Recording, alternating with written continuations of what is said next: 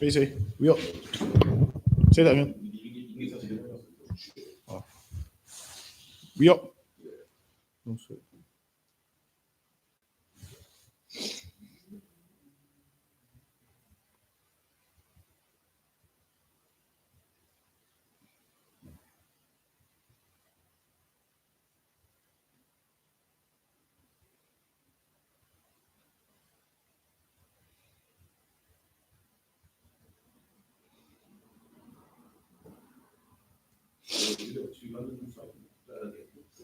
No, I think see, you know.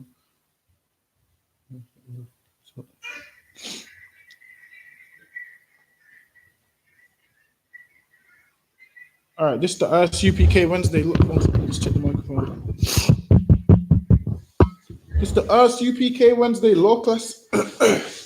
Also, remember, check out Commanding General YAHANNA's radio show, Monday, 2 a.m.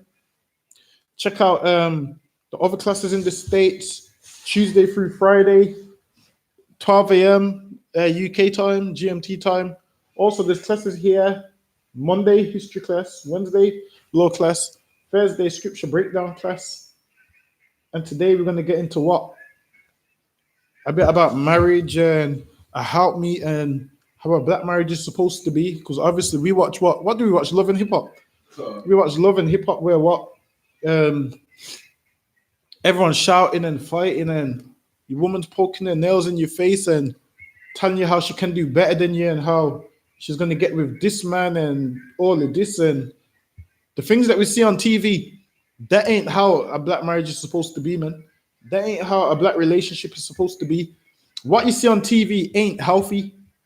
What you see on TV in these and in the Christian church and all these marriages that you see, there's no structure, there's no organization, there's no structure, there's no roles in place, there's no head of the marriage, there's no one person does this, one person does, there's none of that.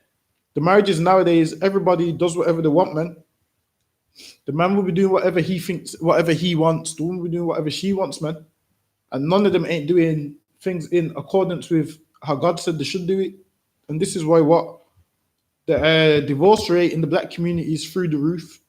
It's high, man. The divorce rate in the black community is higher than the marriage rate, man. So which doesn't make no sense if the divorce rate is higher than the marriage rate. And you know why? Because we ain't doing things the right way, man. We're in England and what? We're trying to live how white people live. We're trying to have relationships how white people have relationships. And obviously God gave us laws, customs, culture. So while we're trying to do what they do, it's not going to work for us, man. Because the Bible's the blueprint to how our marriages should be. The Bible's the blueprint to how we should conduct ourselves and carry on and behave and how our marriages should be. But if I could give me Genesis chapter 2 and verse 18. So I'm going to start in the book of Genesis chapter 2. This is the first time Adam gets his wife, man. This is the first time Adam gets a rib, man. Genesis 2 and 18. And the Lord God said, it is not good that the man should be alone. And there you go, man. God said what? It is not good that the man should be alone. It's not good that the man should be alone, man. You know why? Because sometimes that man needs some what? Attention, some help, some loving, man. If he's alone, he can't get none of that, man. He says, it is not good that the man should be alone. What does alone mean? By yourself, man. You ain't got no one to sit down with, no one to speak to. Like, listen, you ain't got no one to chill with and whatnot. Read that again. It is not good that the man should be alone. Says it's not good that the man should be alone, man. And obviously, if you're a man, obviously, you want female company, man. You want a woman, man. You know, that you can watch movies with. What is it, Top Boy? That you can watch Top Boy with. You can watch Top Boy and all these other reality TV shows with and certain things. It's not good that the man should be alone, man. God didn't make it that what? You should be just on your own, man. God didn't make it that what? You should be single and there should be no women in your life. And obviously now there's some people in life who don't mind. But for someone like me, read that again. And the Lord God said, it is not good that the man should be alone. Someone like me, it's not good that I should be alone. So, okay, go ahead. I will make an help meet for him. I will make a what? Him and help meet for him. Says I will make a help meet for him. That's first step, man. A helpmeet, man. Meaning a partner that's there to help you out, man. That's there, man. Teamwork makes the dream work, man. Everyone knows the same, man. Teamwork makes the dream work, man. That's what the Lord was giving you, man. Someone that could be a team player, man. And teamwork makes the dream work. The Lord said, I will make a helpmeet for him. But in these relationships, ain't no helpmeet, man. It's what? Child support, 999, fighting, wars, arguments, her telling you how she's gonna get her cousins on you. Her cousins them chasing you around the car and all of those things, man. That's what it is nowadays when what? A woman is meant to be your helpmeet. She's meant to help you, man. She's meant to be your partner, man. The white man calls it what? Your partner in crime. It's your partner in righteousness. She's meant to be your partner in righteousness, man. That's what we call it, your partner in righteousness. Go ahead. And out of the ground, the Most High formed every beast of the field. So it's telling you now about creation out of the ground. God created all the animals of the field. Go ahead. And every fowl of the air. So this is all your land animals, all your birds and so forth. Go ahead. And brought them unto Adam to see what he would call them. And he brought them unto Adam, and Adam named them. So he brought these creatures to Adam to see what Adam would name them. So Adam did what? Named these creatures. Go ahead. And whatsoever Adam called every living creature, that was the name thereof. So Adam saw these creatures, and whatever he named them, that was their name. And that's how they got their name today. But obviously, nowadays they've what? Changed the names, right?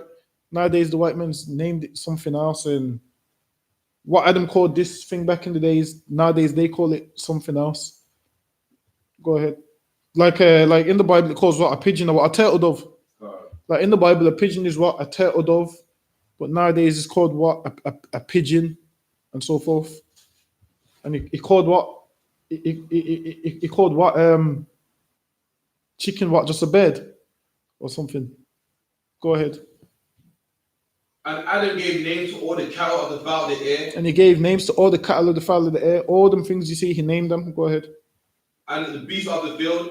But for Adam, and the land animals, all of those things. Go ahead. But for Adam, there was not found an helpmeet for him. And it says for Adam, there was not found an helpmeet for him. So all these things, Adam named them. But for Adam, nothing was found. Nothing was found for Adam. Go ahead. Which is letting you know nowadays they're trying to pass laws on someone can marry their animal. If someone could marry their animal, why didn't the Lord say Adam could marry all these creatures right here then? If that was the case, why didn't the Lord say, you know what, Adam, you've named all of these, just marry them until you can't get married no more. If the Lord is down with these bestiality laws, the Lord ain't down with these bestiality laws, man. And it lets you know right here, because the Lord said all these animals, Adam named them. And there was not a helpmeet found for Adam. Go ahead. And the Lord caused a deep sleep to fall upon Adam. So when it says it caused the deep sleep, this means what? Adam wasn't aware of what he was doing, basically. The Lord caused the deep sleep. Like Adam's basically doing something without knowing what he's doing. Go ahead. But obviously, it's not like he's actually... This ain't saying the Lord put him under anesthetic. Go ahead. And he took one of the ribs. And then when it says he took one of the ribs, meaning what? Someone from Adam's lineage, man, a family member. Go ahead. And closed up the flesh instead thereof. And he took one of his family members. Go ahead. And closed up the flesh thereof, meaning what? The rib that he did take, this was going to be Adam's rib, and he closed up the flesh, meaning no more for Adam. Go ahead. God, and the rib which the Lord God had taken from man made he a woman. And the what? The rib that the Lord had taken from man made he a woman. And the rib that he had taken from man made he a woman. Now people's going to say here it said he made a woman. Obviously, if you understand black slang, you know how when a man's doing good in life, a man's got money, we'll say what? He's a made man. We'll say he's a made man. When it says made he a woman, meaning what? This woman right here started to keep the law, statutes, and commandments. That's what made her a woman. Whereas before that encounter, before this, she probably weren't keeping no laws, but he made her a woman so she could marry Adam. Go ahead. And brought her unto the man. And brought her unto the man. And he brought her to Adam. Go ahead. And said, this is now bone of a bone. And he said what? This is now bone of my bone. And Adam said, now this is now bone of my bone, meaning what?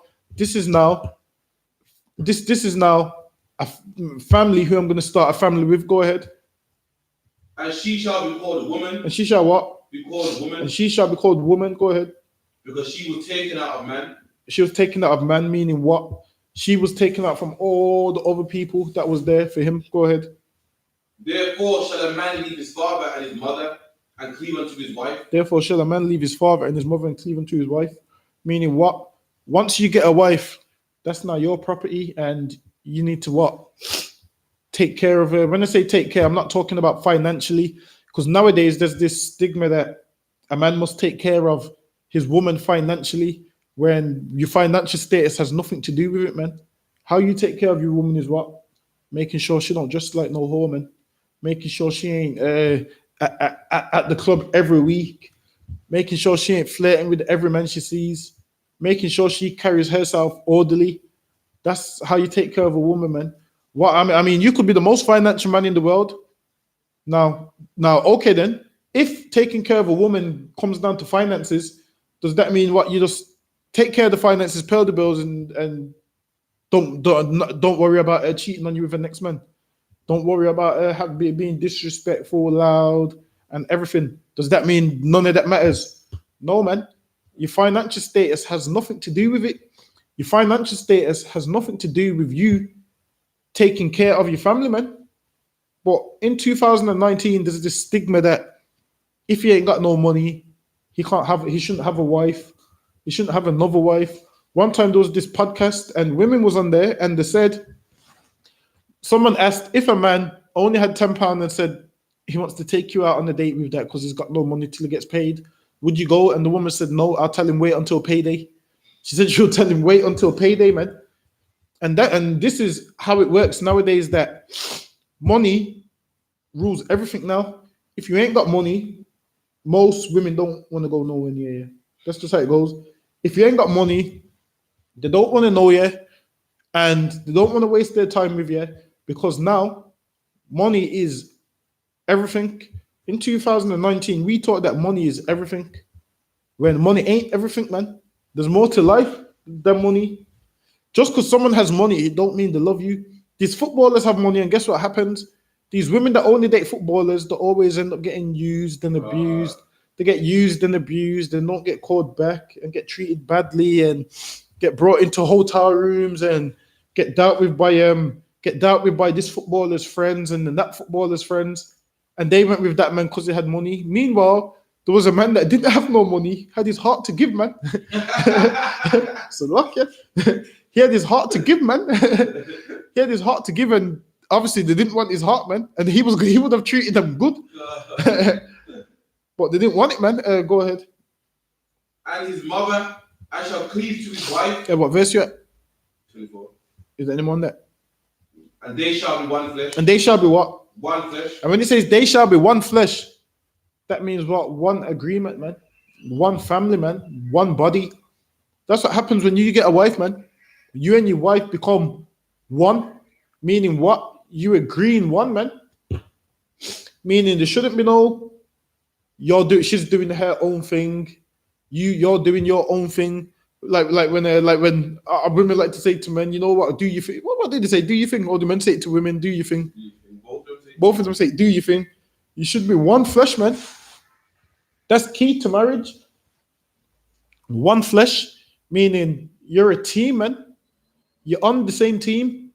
You shouldn't be going to war with each other.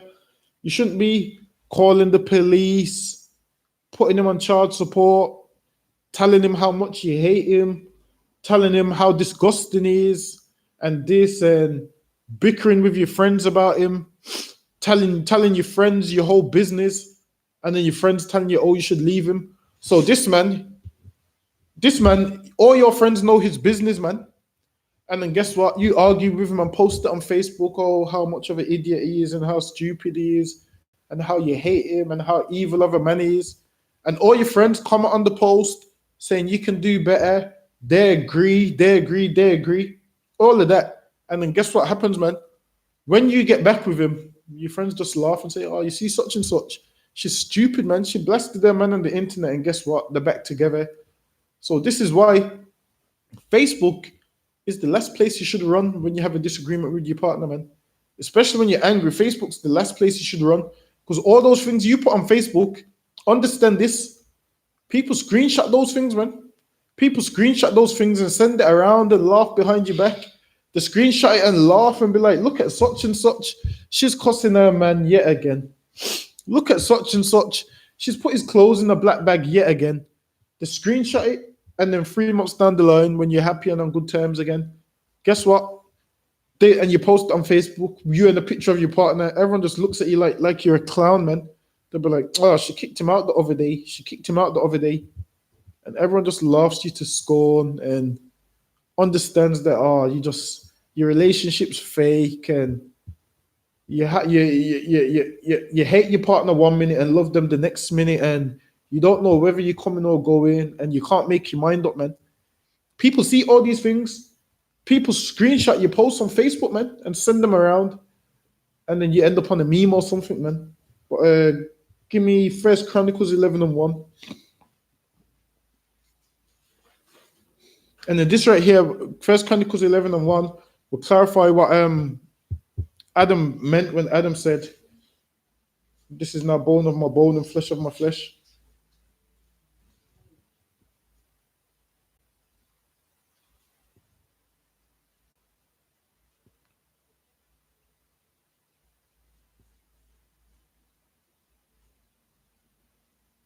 First Chronicles 11:1.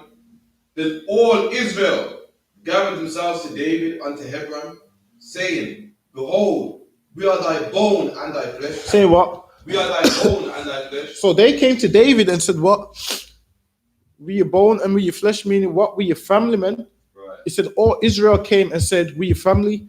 And the reason it called Eve, Adam's called her his bone of his bone and his flesh of his flesh. Because obviously that's his family, man. Meaning what? Adam also married in his lineage, man. Adam also married in the people that God said he could marry, and he didn't marry outside of it, man. Go ahead.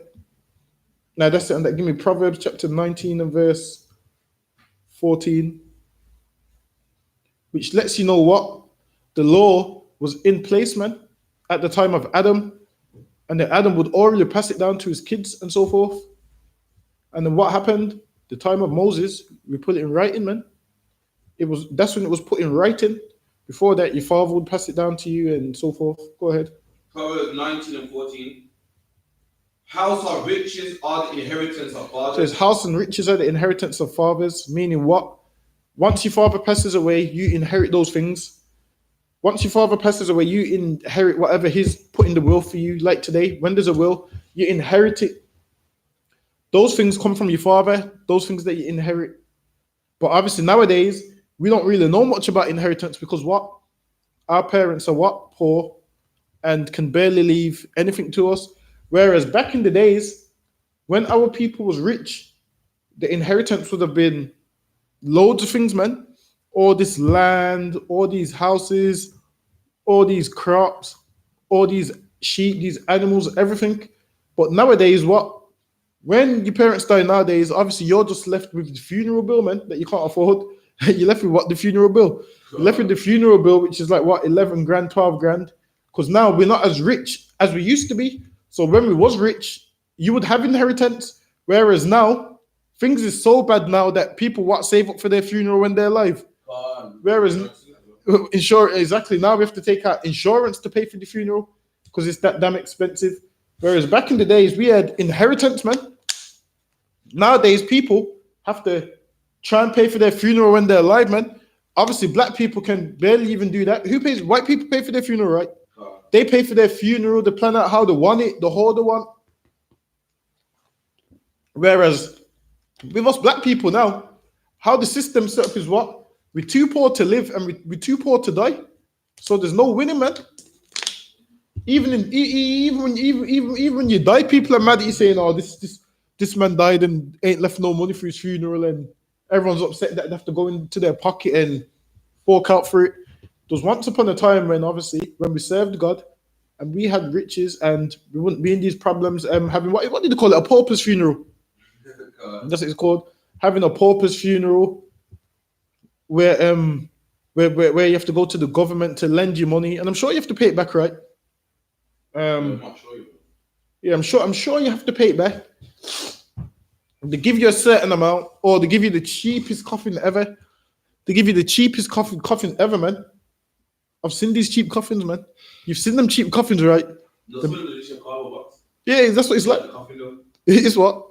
It's a big coffin size, edition cover box. Yeah. Yeah, man. You them cheap ones. Listen, them cheap ones, man. You know a cheap one, and then you'll see them expensive ones. You know them expensive ones that open in two parts. The expensive ones that open in two parts. Listen, my grandma's coffin was so cheap. I don't think she had a pillow in there. So like, you know, when they put the pillow in the head, I don't think she had a pillow in her one. Whereas obviously my granddad, they had money, so he had the double coffin. You know, it's got the nice gold handles, and it's mahogany, and it's strong and it's sturdy. Whereas the cheap ones, it's flimsy, man. You feel like it's gonna fall over at any minute, man. Back then we had money, but obviously now we don't. So your inheritance from your parents nowadays, the best you probably get is what? A house. The best you probably get is a house. Yeah, or a few grand or whatnot. Go ahead. And a prudent wife is from the Lord. Prudent means what? Kind. Prudent means kind. So a kind wife comes from the Lord. And the reason most of us don't get a kind wife is because what? We don't get a wife from the Lord. We get a wife from the club. We get a wife from Arcadian. We get a wife from these dating websites, like John Muhammad's always saying. We get a wife from these dating websites and all of these places, from the club. That's not a wife. Listen, first of all, a woman in the club that's half naked, that's got her breast door showing on her behind, all that. That's not a wife from the Lord. People seem to think what a wife from the Lord is what the Lord just giving you, bringing down a wife from the sky. Don't work like that, man. You getting a wife from the Lord is what? By you getting a wife from the men of the Lord in the I.S.U.P.K. That's how you get a wife from the Lord. People think what? They can just discern by themselves and just be like, you know what? Well, I can get her and I'll teach her and she's going to stop celebrating Christmas and she's going to stop eating pork.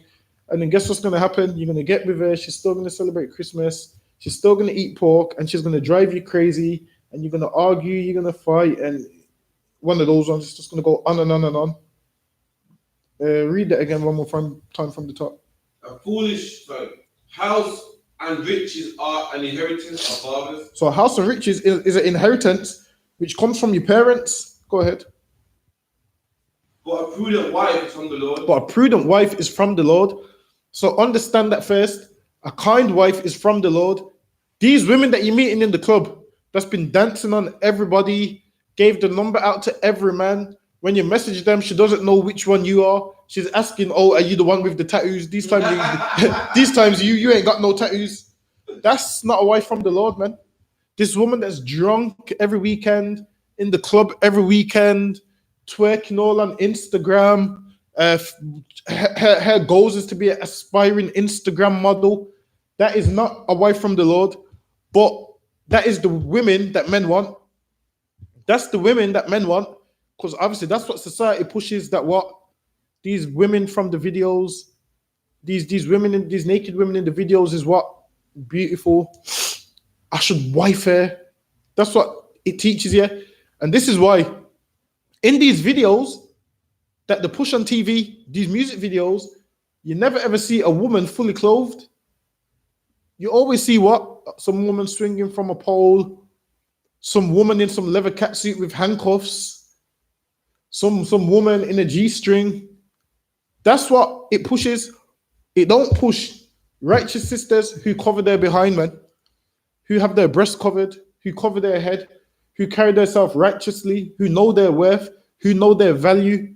Those women on TV, they think they're worth something, but they're not worth something. I mean, how can you think you're worth something and you're on a music video and men are pouring champagne all on you behind, man? You've seen them videos, in it? They're shaking, the men are shaking up the champagne and pouring champagne all on there behind. And in the song, the men are rapping about hoes, and you're dancing in the video, which means they're calling you a hoe. And then you think you should get with a man that should take you serious. You think you should get with a man that should treat you like a princess, that should treat you good, that should take you to the movies, that should buy you flowers, that should buy you chocolates. It don't work like that. Now, you're only displaying one thing. All you're displaying is easy sex. You're displaying easy sex. So what's that man gonna do? Take you on one date, get that easy sex, and then he ain't gonna call you back, man. I'm sorry to tell you, he ain't gonna call you back. And when he does call you back, is when he remembers you because he wants more sex, man. And then he's gonna call you back and tell you how, oh, you know what, I missed you. And go ahead, what you gonna say? Yeah, how he lost all his phone numbers and he wants to keep in touch with you this time because he knows you easy sex. And society teaches now that what? That our daughters now have to conform to this world and dress how women dress in order for a man to find them attractive. Because they see it as, you know what? If I don't dress like a hoe, none of these men is going to find me attractive. Well, guess what? You not dressing like a hoe saves you from the men that you shouldn't even be giving your attention to anyway. So by them not giving you no attention, that's a good thing because that's not the kind of man that you want in your life anyway. That ain't the kind of man you want in your life anyway. Go ahead, read on. And a prudent wife is from the Lord. And a prudent wife is from the Lord, man. Give me Exodus 22 and verse 16. And prudent means kind. Someone that ain't gonna do you stress all your days and so forth. Someone that ain't gonna call the cops on your child support. Go ahead. Exodus 22 and 16. If a man entice a maid that is not betrothed. If a man what? Entice a maid that is not betrothed. Now, the word entice means to what? Basically, you spit in game. A woman that's not betrothed, man. Betrothed means engaged. So this is a woman that's single. Obviously, nowadays, when someone tells you they're single, they're not single. They're just mad at their boyfriend single. So you need to ask, are you single, or mad at your boyfriend single, trying to get one over your boyfriend single? Because that's how it is nowadays. They're mad at their boyfriend single. They're on a break single. He's in jail single. That's how it is. He's in jail single. And obviously they just need to have sex from someone else. So they're single until he comes out. So he's in jail single. So you need to find out if they're single, or just single. Just single means they're messing around with someone. Sometimes single means what? They're dating and not in a relationship. Sometimes single means what? They're having casual sex with someone. But you need to find out that they're single. No man in the picture single. Because obviously nowadays there's a very thin line between what they tell you is single and, you know, so you need to just make sure they're single. Go ahead. So if a man entices a maid that is not betrothed and lie with her. So if a man betroth a maid that's not, what's it called? Meaning you spit game to her, man. Meaning you see her, you tell her how good she's looking. Brothers know, like, you spit game, you see a woman, you know, you game her up. Tell her, you see you. I don't even. You get me? You look at her. Get me? You look at her. You tell her, you see you. You tell her, you get me? You look at her like, you see you. And you spit your game, and you know, you tell her what she wants to hear. You tell her all these nice words and whatnot. You entice her, man, because obviously women are flattered by nice words. So you tell her, you know, how nice she looks and how good she is and this and that. How you like her eyebrows and nails, and not that, even though men not really look after her, but go ahead. God, he shall surely endow her to be his wife. And then after you've enticed her, and then you get her back to your house or wherever you used to have sex, you have to take her to be your wife now. So it's very important about who you entice. I mean, some people just and sleep with women for the fun of it because it's fun and it feels good. there's once upon a time when in our culture, there's once upon a time when sex meant something. There was once upon a time when sex was sacred and sex wasn't a thing you would just do with every and anyone. You see how you don't invite any and everyone into your home? Once upon a time, that was like sex. You wouldn't just do it with any and everyone. You'd make sure you know who you're doing it with before you do it. But nowadays, Instagram, you see it, you see a picture of her on her profile, you like what you see, you send her a DM. Before you know it, you're asking her to come around. You're in her inbox on Facebook, sending her Snapchats on Snap. And before you know it, you're asking her to come around and then use like doing whatever. Once upon a time, sex meant something. Go ahead. He shall surely endow her to be his wife. If her father utterly refuse. So that's going into the next part. He shall endow her to be his wife. Meaning what? And this is why the honorable thing about marriage back then was you would go to the father first. The honorable thing about marriage back then, basically, this is the correction in case you don't do it the right way, this part here. But the proper part is you would go to her father first and say, I'm interested in your daughter, and so forth. And the father would, weigh up and see what kind of guy you are and see if you're good for his daughter or not. Because believe you, a man knows if a man's good for his daughter or not. Every father knows his daughter and knows what kind of man she needs. The father knows whether she needs a strong man that's gonna put her in her place, or she needs a laid back man that is more laid back. Every father knows. So if you'd go to the father and do it the respectful way, and then the father would be like, all right, then this is the sketch. That's how it would go. But nowadays, most women's fathers ain't in their life anyway.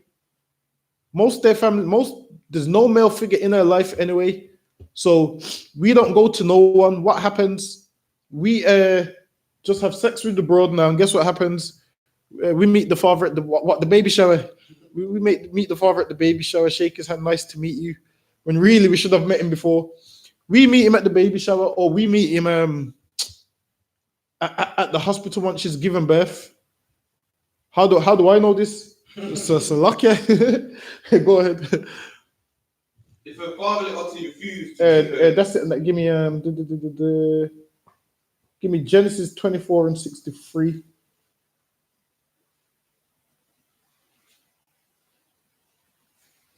So that's how we used to marry back in the days. You go to the father and you pay a dowry and whatnot.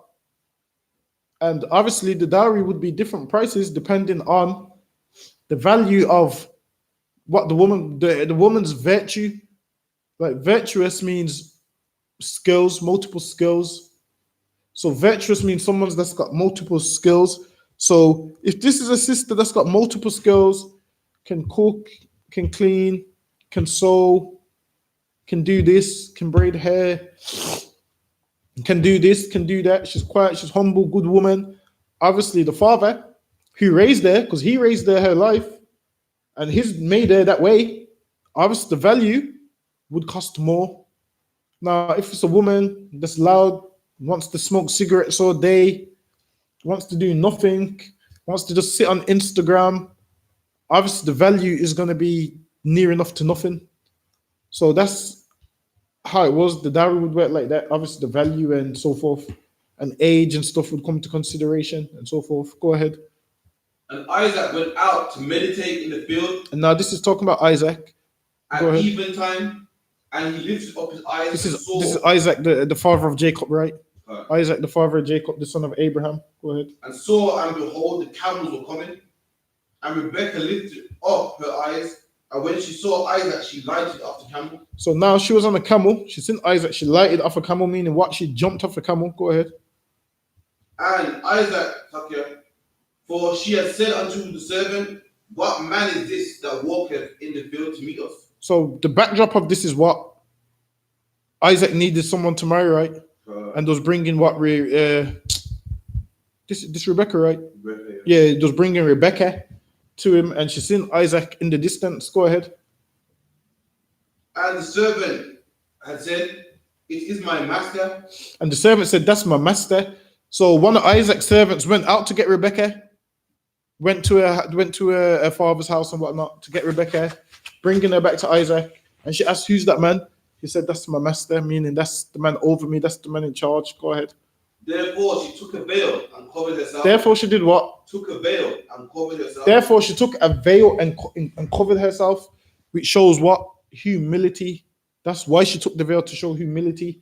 Nowadays, she showed humility in front of that man.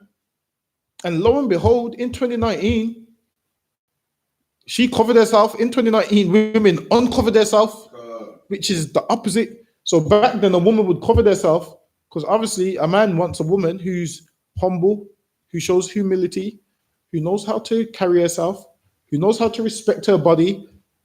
That was back then. But how the roles have changed now. What a man wants nowadays is what? A woman that don't respect their body, a woman that's half naked, a woman that's willing to do whatever, a woman that well, when I say do whatever, I'm talking about do whatever with every man they meet. That seems to be what this generation is lost enough at this present moment. And then they wonder why they get cheated on, man. They wonder why they have to call the Murray show. They wonder why they have to call the Jeremy Kyle show. Because obviously the proof was in the pudding, man.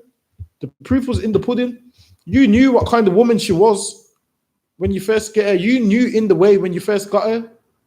And then now you expect overnight her to, be some changed woman. You don't wear it like that. Go ahead. And the servant told Isaac all the things that he had done.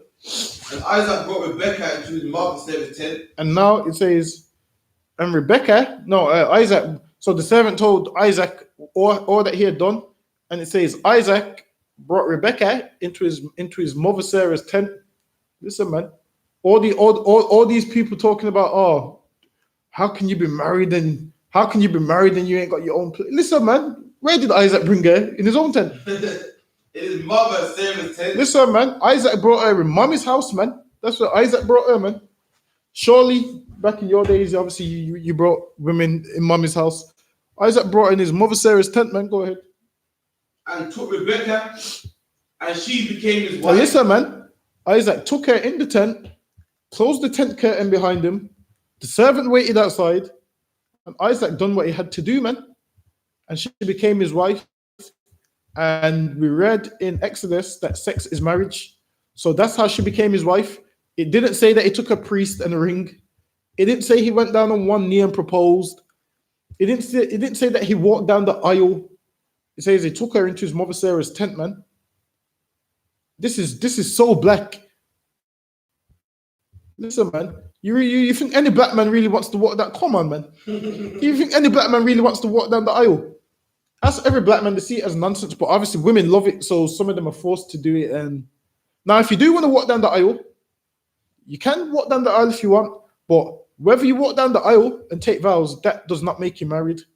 The Lord doesn't notice that. What makes you married is the sex. Sex is marriage. So whether you walk down the aisle, like in the Christian church, they do what? They don't have sex until they walk down the aisle. Listen, man, them Christians are very patient men. So they're very patient men. You mean to tell me they're with this woman engaged to her and they wait like 5-6 years to get married and walk down the... Listen, you don't have to walk down the aisle if you don't want to. All these wedding rings and stuff, obviously that weren't the way we done marriage, man.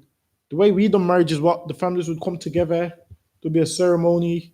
You and your woman would go in the tent with a sheet, which was like, you should put the sheet under her, you would have sex, the blood, because she's never had sex before. So when her hymen breaks, that's what happens when women lose their virginity. Like there's a thin lining that breaks, which means that lining, only one man's supposed to break it, man. Meaning once that's broke by that one man, she's meant to be with that one man forever. That's why it's there, man. It's like you see like when there's a new venue and there's a ribbon. That right there is like the ribbon, man. You see when someone cuts the ribbon, that right there is like the man cutting the ribbon, man. And then blood's meant to go on that sheet, which is a token. And then you give that token to the father, and then that's like the proof of the marriage, and that's like a fair deal, and that's to show that everything the father promised you was true. that his daughter was a virgin, his daughter didn't have sex with another man. So that's what that was there for. But obviously nowadays in 2019, everyone's been having sex with everyone for all these years. So if you did have the sheet would be come out near enough brand new. The sheet would come out with nothing on there because what? Obviously, we in a society where everyone's having sex with everyone, and no one don't know the importance of how we do marriage and how it works and the tokens and so forth. But in time we're going back to that. So we're going to be going right back to that. But go ahead. Because as she became his wife and he loved her. And she became his wife and he loved her. And when it says he loved her, it don't just mean, oh, he liked her. He loved the way she looked. He loved her as in he made sure she was straight, made sure to take care of her, to rule over her, because love is an action. And how you love your wife is what? You don't allow them to make silly decisions. Right. You don't allow them to do stupid things. You don't allow them to do what all these other women is doing on the road. You don't allow them to go outside half naked talking about, oh, it's my body. What did he say? It's my body. It's my body. Yeah, it's my body. I'm expressing myself. Now, you telling your woman, I don't want you, you're not going out dressed like that because you're showing too much flesh. You telling your woman, you're not going out dressed like that, you're showing too much flesh. Now, that's love, but what society's done nowadays is turned it into what? That you're insecure. Nowadays, they say that you're insecure.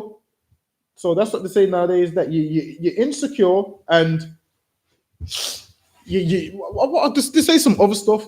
Oh, you're insecure, this and whatnot. Now, if you love your woman, you don't let her go off. You tell her, listen, you're not going to do this. If you love your woman, you're going to say, ain't no Christmas tree going up in this house, man. Ain't no this going up in that house. Ain't no that going up in this house. Ain't none of this, ain't none of that. You ain't smoking cigarettes. You ain't smoking weed. You ain't running around half naked with Natasha and Charlotte and everybody else. Everybody else who else is running around naked. Go ahead. And Isaac was comforted after his mother's death. And obviously, Isaac, his mother passed away, man. And he was comforted. And his wife comforted him, man.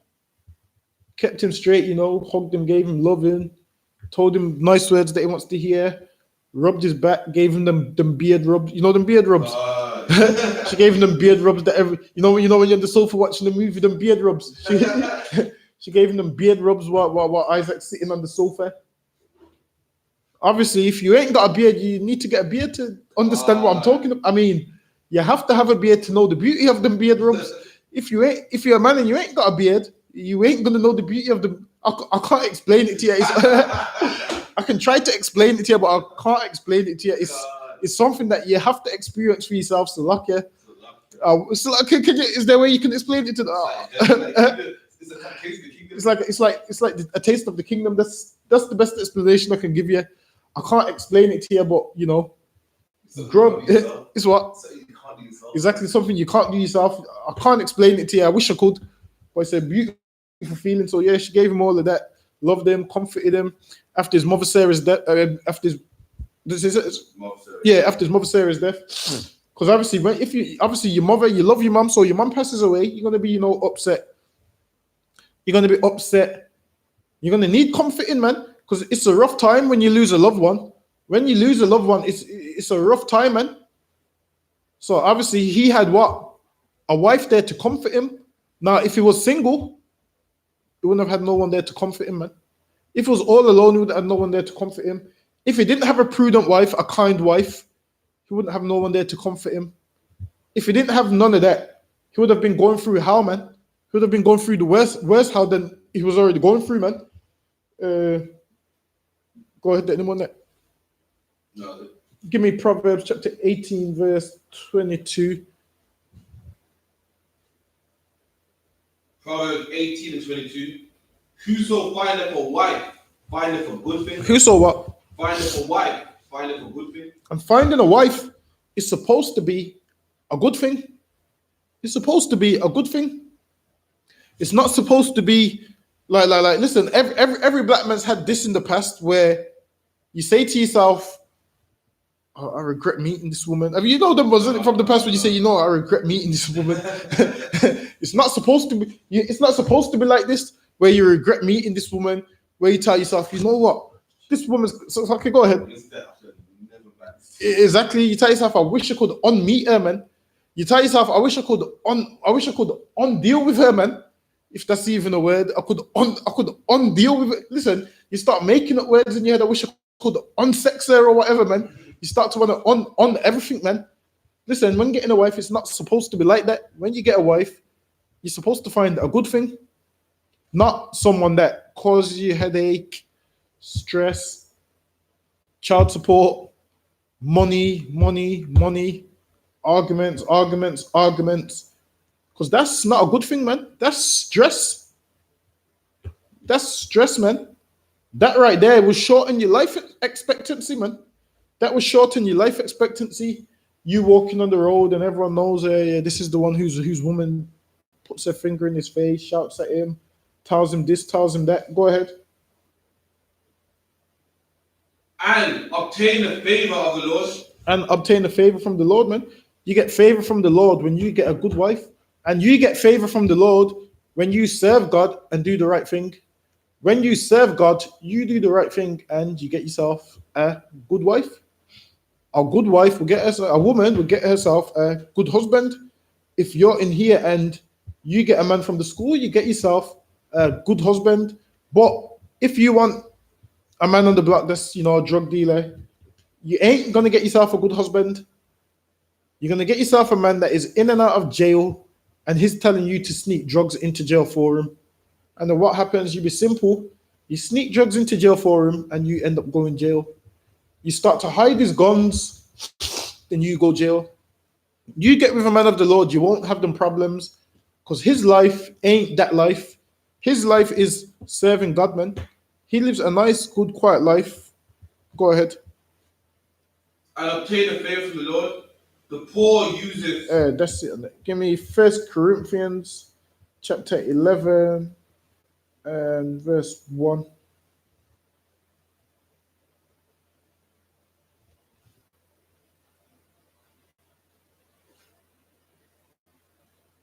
Corinthians 11 and 1.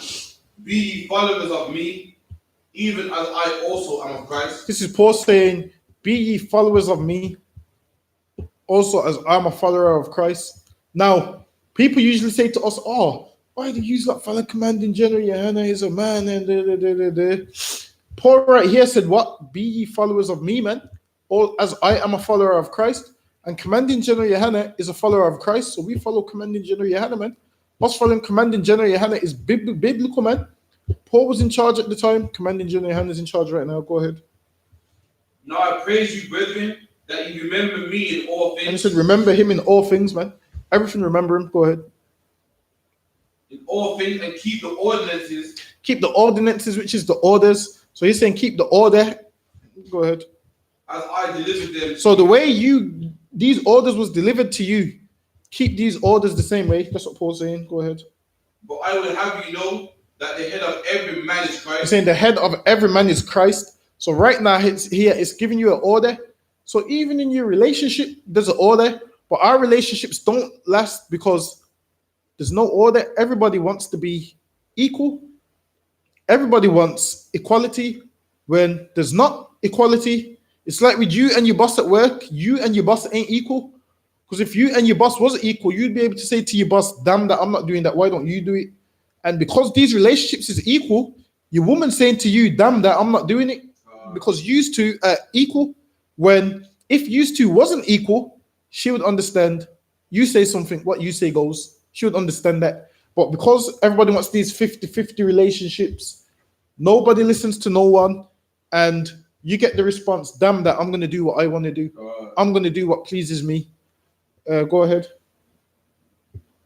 And the head of every man is Christ, and the head of the woman is the man. And the head of the woman is the man, meaning what? The head of the man is Christ, meaning what Christ says, this man has to follow. You know why? Because he ain't equal to Christ, so he has to follow what Christ says. And This woman has to follow what the man says because she ain't equal to the man. And God don't want no 50-50 relationships. God don't want you two on the same wavelength, as in you're both on the same ranking. It don't work like that. Because if you're both the same rank, neither of you can't tell each other anything. You both left to your own devices to do whatever pleases you because you're both 50-50. Now, once upon a time, we don't even need to go that far back, but we go back to our grandparents' generation. Go back to our grandparents' generation. You hardly seen your granddad lift a finger, and your grandma would what? Bring him his food, take care of him, do this, do that. And their relationship lasted. You know why? Because your grandma understood that this ain't no 50-50 joint. We do this, we are on the same level relationship. But in 2019, relationships don't last because everybody wants to be 50-50, and 50-50 ain't gonna work. 50-50 ain't gonna get you far. 50-50 is gonna end up in a divorce. 50-50 is gonna end up in child support. 50-50 is gonna end up in used to brawling and fighting and arguing and this and that. I mean, every other culture understands. I mean, the Arabs understand that the man is the head of the house. The Chinese understand that the man is the head of the house. Right. The East Indians understand that the man is the head of the house. But when it comes to us, we don't understand who's the head of the house. And then when you look at now, like now people look at these Arab marriages and say, oh, the too strict, the woman does everything he says, the woman does this, the woman does that. I couldn't be in that. I couldn't live like that. I couldn't do. Obviously, now our way was a little different to theirs. Obviously, with us, we ain't like these Arabs who's gonna beat up their woman, man. These Arab men beat up their women, man. I got a next door neighbor. Her partner beats her up. She came crying to my mom, showing my mom her ribs, man. Lifted up her top, showed her ribs. Said, "Oh, he keeps assaulting me. He beats me up. He makes me clean the skirting boards. He makes me do this. He makes me do that." We ain't gonna beat up our women, man. You know why we ain't gonna beat up our women? Because we understand that we one flesh. So us hurting our women is us hurting ourselves. We love our women, so we ain't gonna lay a finger on them. We ain't gonna knock them upside the head. We ain't gonna knock their teeth out. We ain't gonna do none of that, man. Go ahead. Actually, read that again. But I would have you know that the head of every man is Christ, and the head of the woman is the man. And the head of the woman is the man. So now, God said the head of the woman is the man. Now society flips it. Pull me up the definition of a male chauvinist.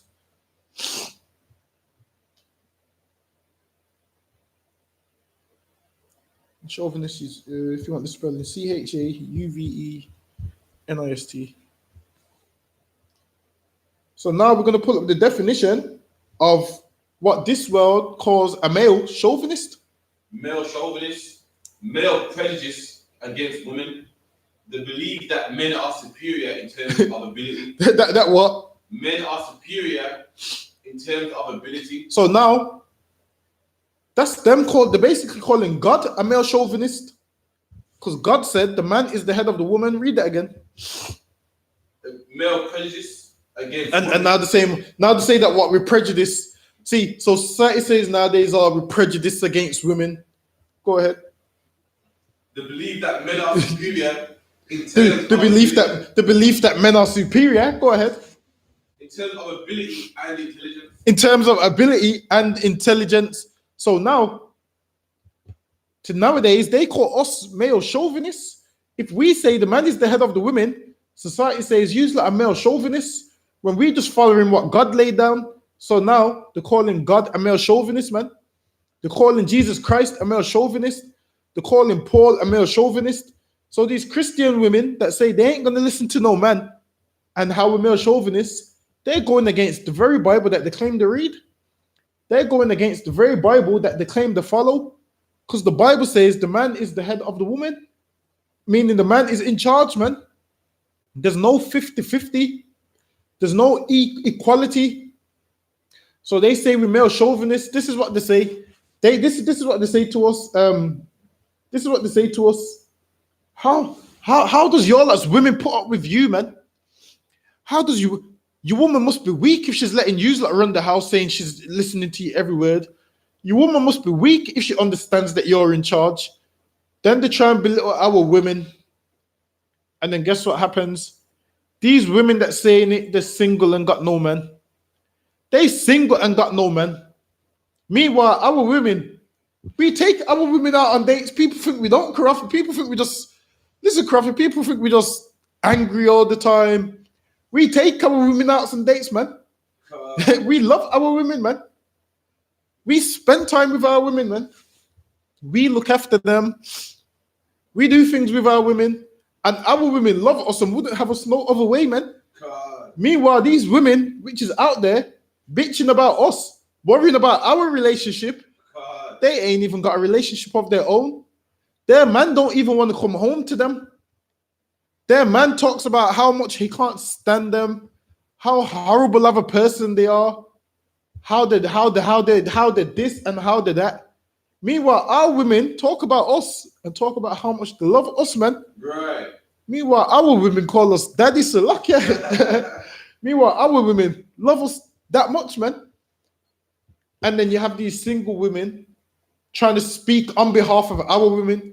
You don't need to speak on behalf of our women. They've got a mouth of their own, man. And they will tell you how much they love us and how much we take care of them and how we would die so they can eat. How if anyone breaks into the house, we going down first, man. If anyone's going to kill anyone in the house, that man, whoever breaks in, has to kill us first, man. How we willing to lose our life and take a life, man, and so forth. That's what they will tell you. But these single women claim, oh, them men are dominant, the male chauvinists, they don't love you, and so forth. When we love our women, man, go ahead. And the head of the woman is the man. And the head of the woman is the man. Go ahead. And the head of the man is Christ. And the head of the man is Christ. Now, Christ being the head of the man, no one has a problem with that part. But when it comes to the man being the head of the woman, that part's incorrect. Now people don't believe Paul's writings now. Now people don't believe Paul's writings, especially women, because what? They don't want to be reigned over, man. They don't want to be ruled over. They don't want to let a man be in charge, man. Go ahead. Every man praying or prophesying. That's it. That give me Ephesians chapter 5 and verse 22. And also, any questions, just type them in and we'll get to them.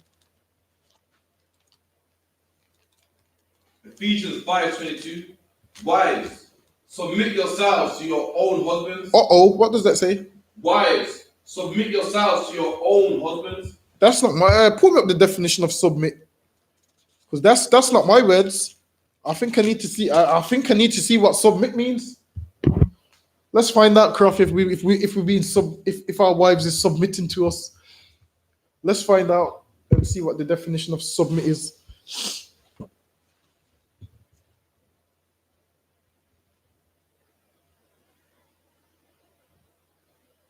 Submit, accept, or yield to a superior force. Huh? Do what? Accept or yield to a superior force.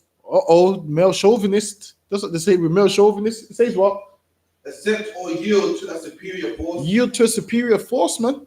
Listen, man. So I can read it again, the precept. Wives, submit yourselves. Submit yourself. Listen, it said, wives, submit yourselves unto your own husbands, man. Your husband is in charge of you, man. Your husband rules over you, man. Right. And you having your husband rule over you, society teaches it that it's a bad thing, but it is such a beautiful thing, man. It means you won't make the mistakes that every other single female makes, man. You won't get to make the mistakes. You know why? Because you got a man who's ruling over you, who makes all the decisions, and will say, don't do this, do that, don't do this. Whereas if you lean to your own understanding, you make such a big mistake, and then everything just goes downhill. Go ahead. To your own husbands, as unto the Lord.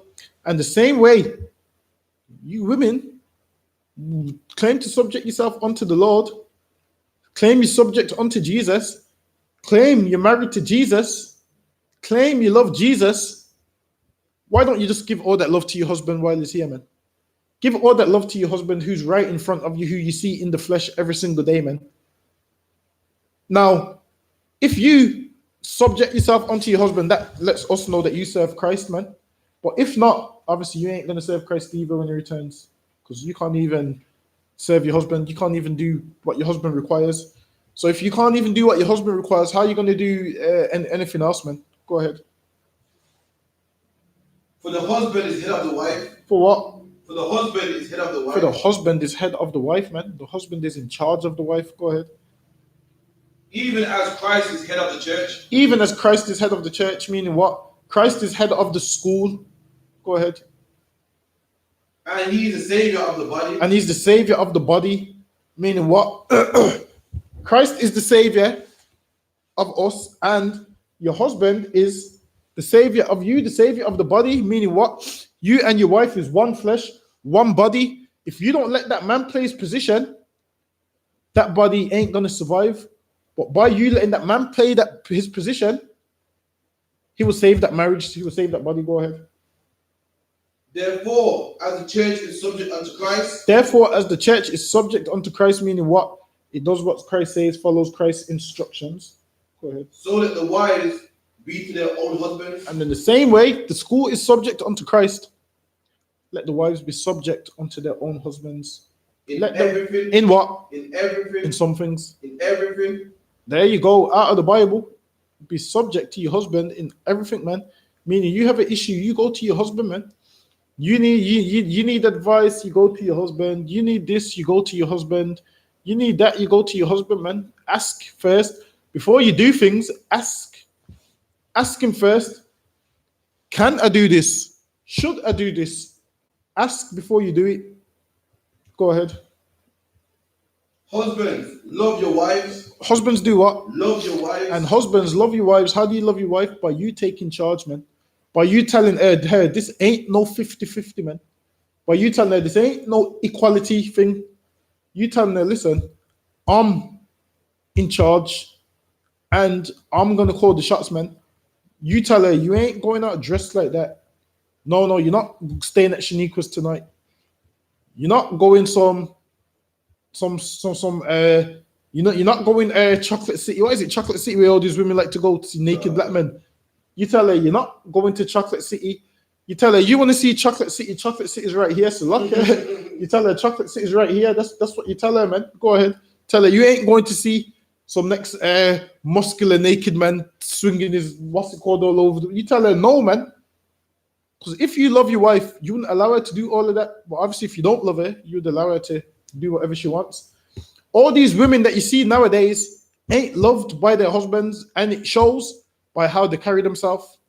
It shows by how they do whatever, that their husband don't love them. Because if he did love them, he would make sure they're in order.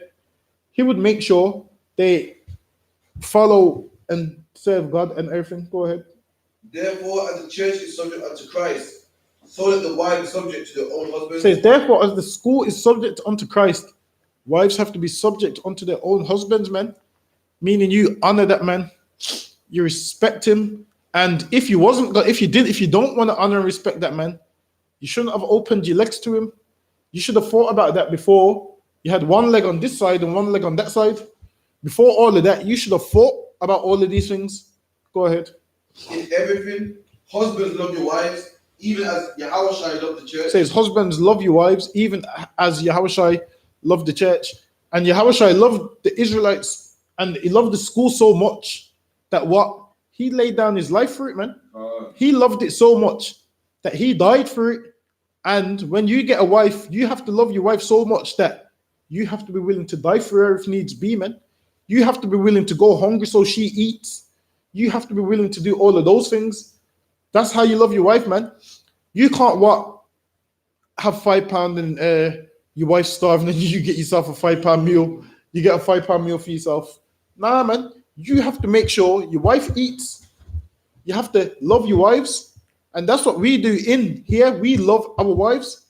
People think, oh, these men are harsh and this and that. But what you see from us, it is love. Go ahead.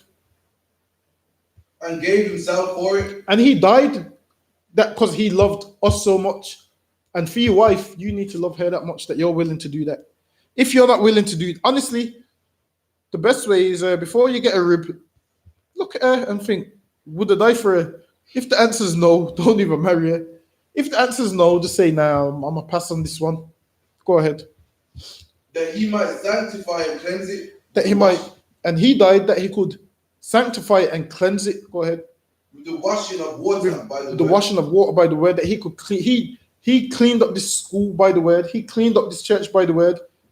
Meaning what they was doing before was filthy. And by these words, it cleaned them up. He sanctified and cleansed it. And he died so they could have a second chance. Go ahead. That he might present it to What himself. verse you at? 27. Yeah, go ahead. A glorious church, not having spot or wrinkle or any such thing, but that it should be holy without blemish. So ought men And to love it their says it wives. should be holy without blemish, meaning separate. And it goes, so ought men to love their wives. Men are meant to love their wives so much that they're willing to die, man. And your wives is meant to be holy, means what? Separate. Different to every other woman you see running the streets. Like a man should be able to look on the streets and see, yo, there's something different about this woman to this woman. A man should be able to see, you know what, this woman here, I've never seen her in the club. I've never seen her funk showing. I've never seen her breast all out. This woman's different to all these women, and that would make her holy, means separate. She's separate to how the rest of society is. So your rib should be separate to the rest of society. They should be like, I've never seen this woman kicking her man out of the house, putting his Timberlands in black bags, and everything's blowing in the wind and so forth. Go ahead. So ought men to love their wives as their own bodies. And you're meant to love your wife as your own body, meaning what? You love yourself, right? You don't harm yourself, so don't harm your wife. You harming your wife is what? Self-harm. Because you're one flesh, one body. So you beating up your wife is like you beating up yourself, man. Because you're one flesh and you're one body. You wouldn't punch yourself in the face. So don't punch your wife in the face. Why don't you punch yourself in the face? Because you love your face, right? And you should love your wife. You ain't gonna choke yourself. Sounds gay as house. Okay. You ain't gonna choke yourself. So you shouldn't choke your wife. Why? Because you're one flesh and one body. Your wife is a reflection of you. And you're one body and one flesh. And you became one body and one flesh the day you got married. Go ahead. He that loveth his wife loveth himself. He that what? Loveth his wife loveth himself. And there you go, man. He that loves his wife loves himself. So the same way you love yourself, you should love your wife. The same stuff you wouldn't do, don't let your wife do, man. You don't smoke weed, don't let her smoke weed, man. Right. You don't take drugs, don't let her take drugs.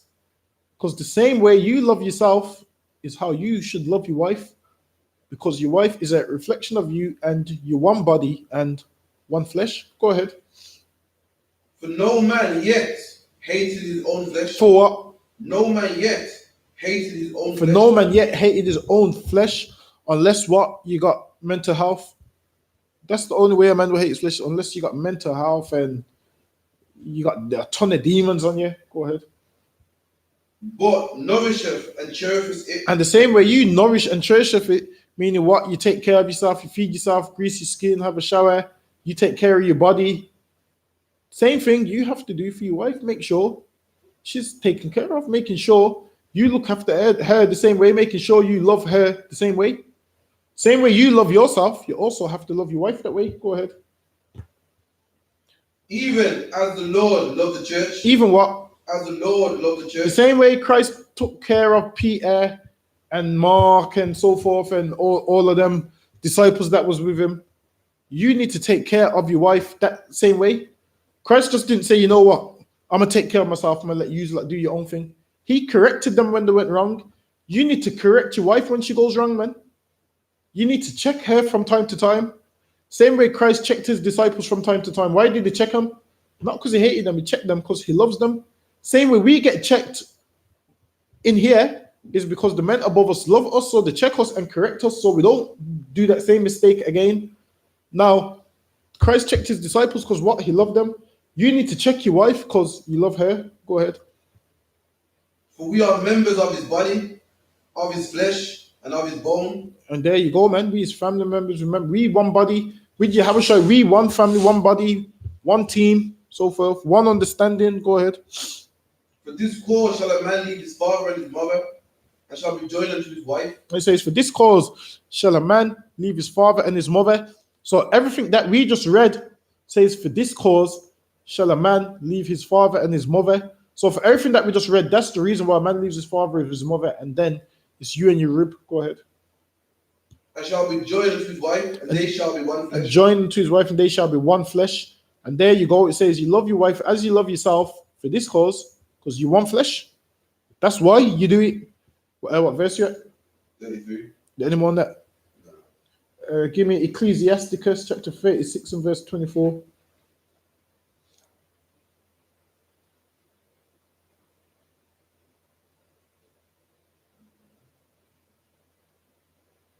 Ecclesiasticus 36 and 24. He that getteth a wife beginneth a possession. He that getteth a wife gets a possession, and when you possess something, you what? You own it, right?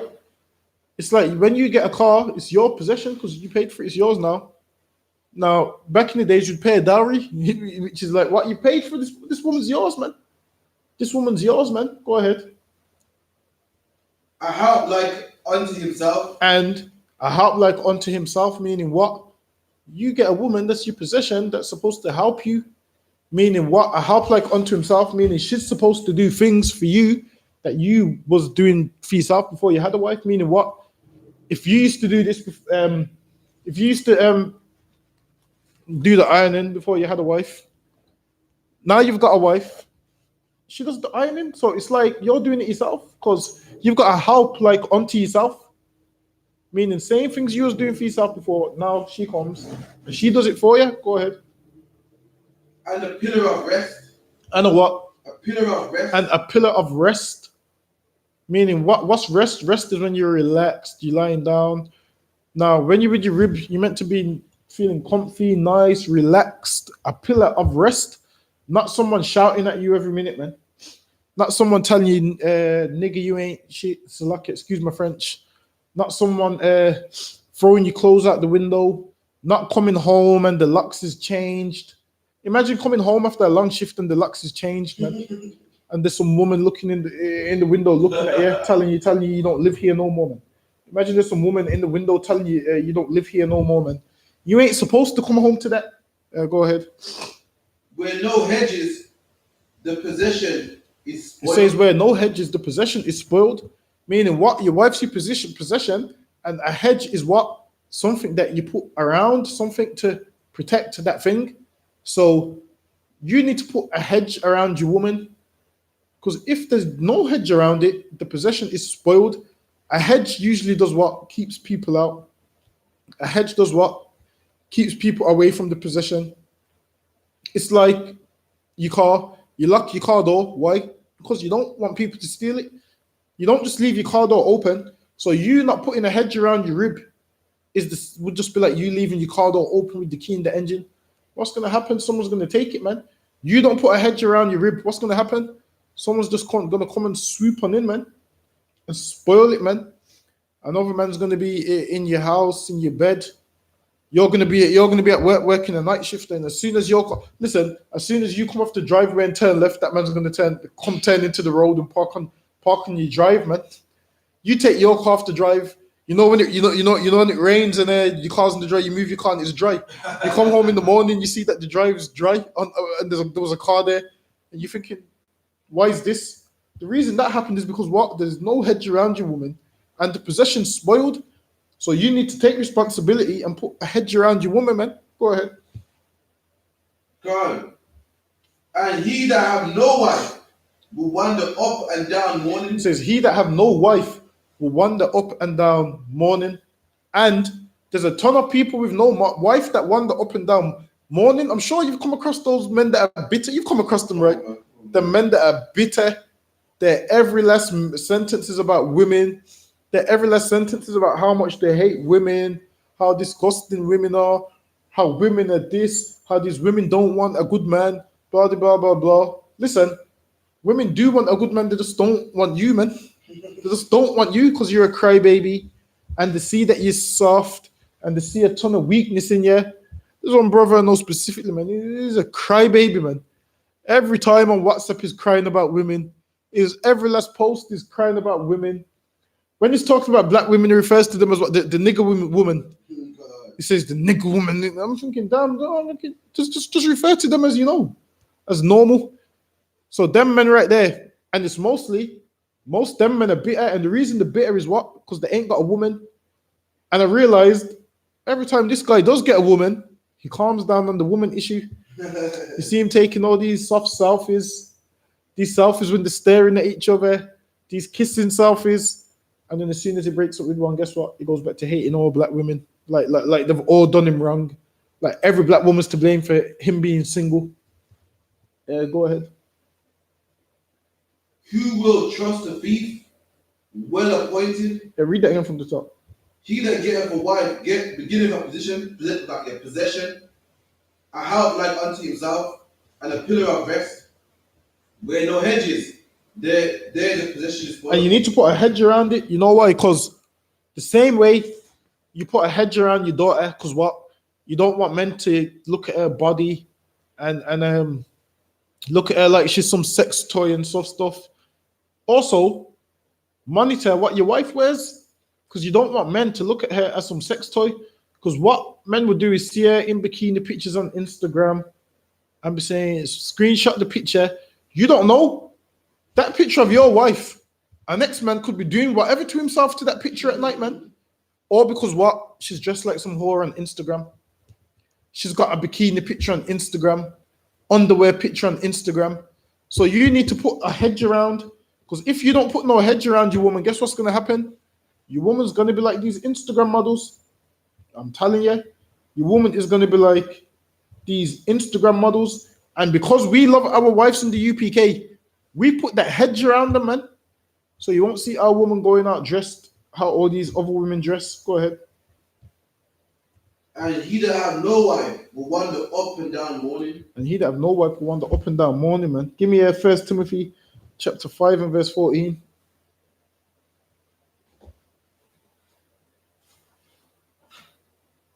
Also, any questions, type them in.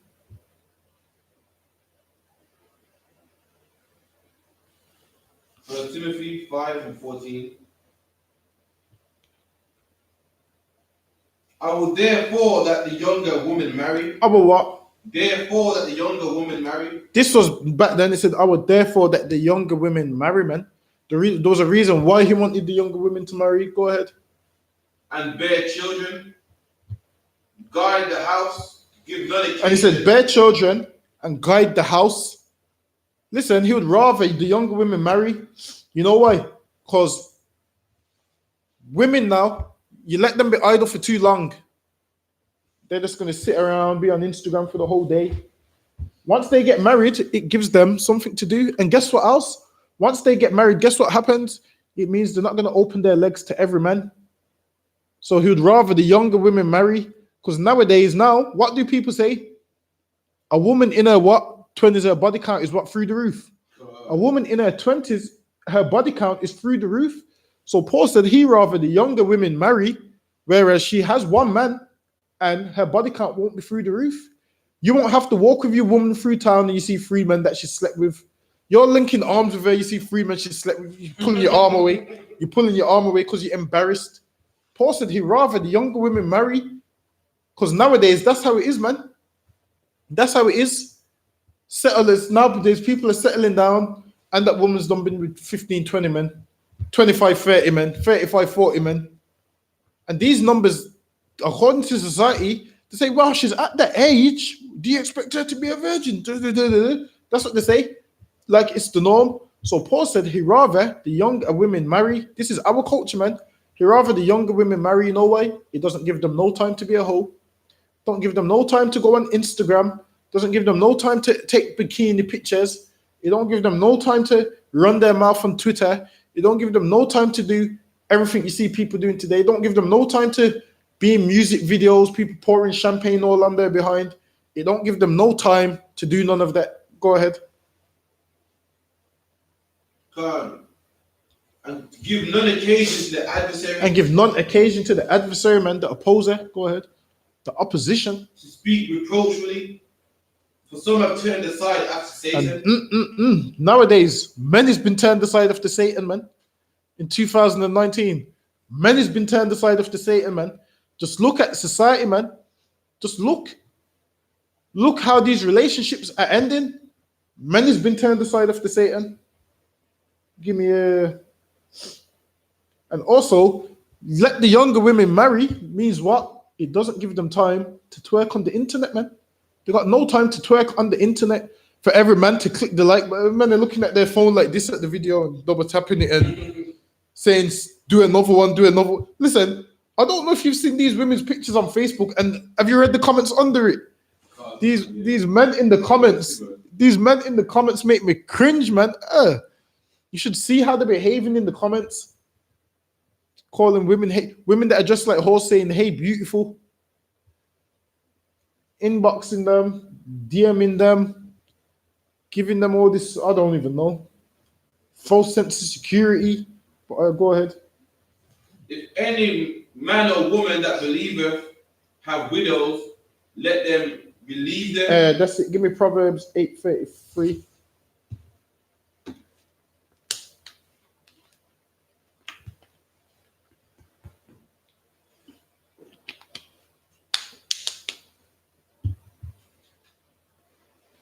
Proverbs 8:33. Hear instruction and be wise. It says, hear instruction and be wise. Now, a good wife that listens will hear instructions and she'll be wise. She'll hear instructions from her husband and follow those instructions. Now, people often ask, if your husband's not in the truth, do you still listen to him? Well, if what he's saying doesn't go against the law, yes, you do. But if what he is saying does go against the law, obviously then you don't follow it. Because Christ said what? Do you know where that scripture is where Christ said, those who put husband, wife before me? Yeah, find that one for me.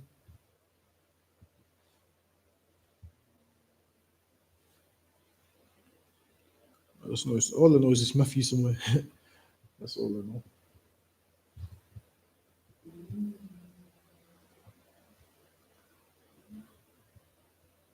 Matthew 10:37. Go ahead. Matthew 10:37. He that loveth father or mother more than me is not worthy of me. That one? There was the next one. It says, he that loveth wife, husband. Oh, that one. Yeah. Leaveth me. So like I said again. House and wife, that one. No. There's the next one. There's one that says that he that loveth mother, father. I should read this one. It's saying the same thing. Right. He that loveth father or mother more than me is not worthy of me. Meaning what? Now, if you've got a husband that's not in the truth and he tells you eat pork, obviously you don't eat pork. Because if you do eat pork, you're showing that you love him more than Christ. You're putting him before the truth when you ain't supposed to put nothing before this truth. So if your partner's telling you go off, go smoke weed, say no, because if you do that, you love your partner more than Christ, and that means you ain't worthy of Christ. But obviously, if your husband's saying, cook for me, obviously you cook for him, as long as it's nothing unlawful. If your husband's saying, no, you ain't going out dressed like that, you don't go out dressed like that. But if he's telling you to break the law, obviously you don't break the law, because it's against God to break the law, and law is the whole duty of man and woman, so you don't break the law. But that's it. Give me Proverbs 14:1.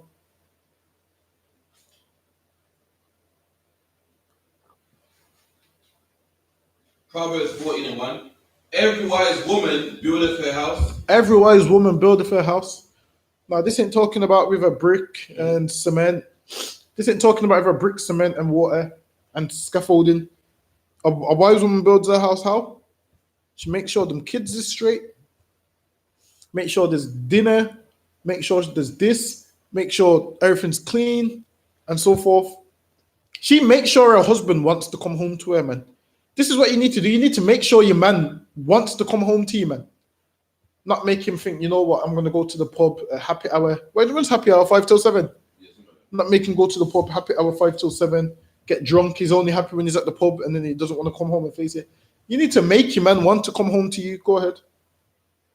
But the foolish plucketh it down with their hands. But the foolish plucketh it down with their hands, meaning what? With their actions, with their doings. How do people pluck off their house down nowadays? 999, child support. I'm going to get my big brother on you. Is that to say? I'm going to get my cousins on you. I'm going to do this. Says a wise woman builds her house, man. A wise woman builds her house. Make sure everything's straight, man. Takes care. It says a foolish woman plucks the house down.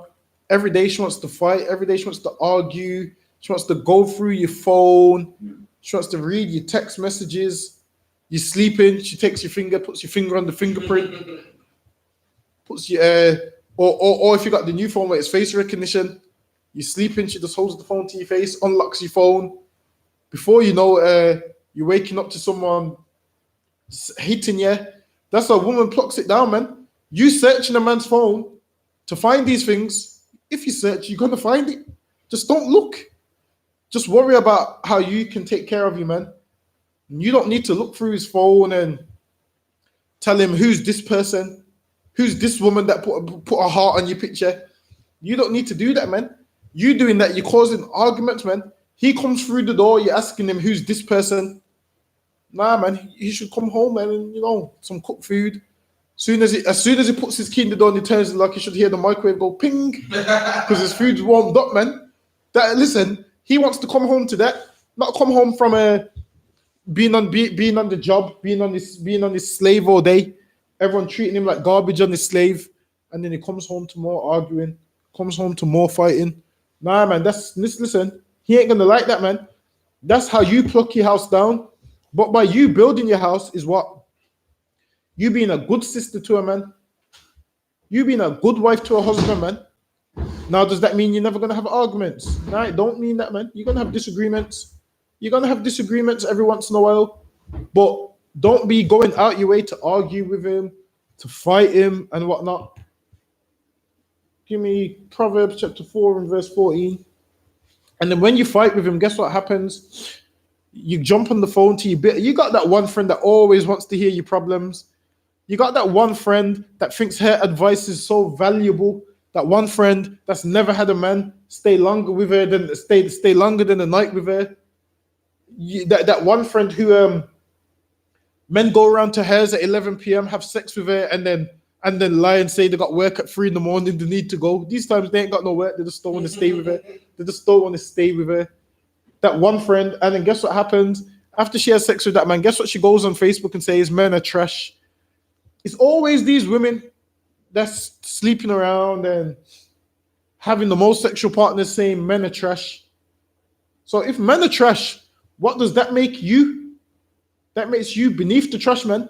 Because if he's trash and he don't even want to stay with you, what does that make you, man? That makes you worse than trash. Go ahead. Proverbs 4:14. Enter not into the path of the wicked. It says, enter not into the path of the wicked, man. And you trying to go to your friends for relationship advice, man. You're entering the path of the wicked for them to give you some evil advice, man. You're going to some woman that's cheated on every man she's had, and you're asking her, what should you do? You're asking her, should you keep the baby or should you get rid of it? What do you think she's going to say, man? Go ahead. And go not in the way of evil men. Is this the right one? 4:14. Oh, go ahead.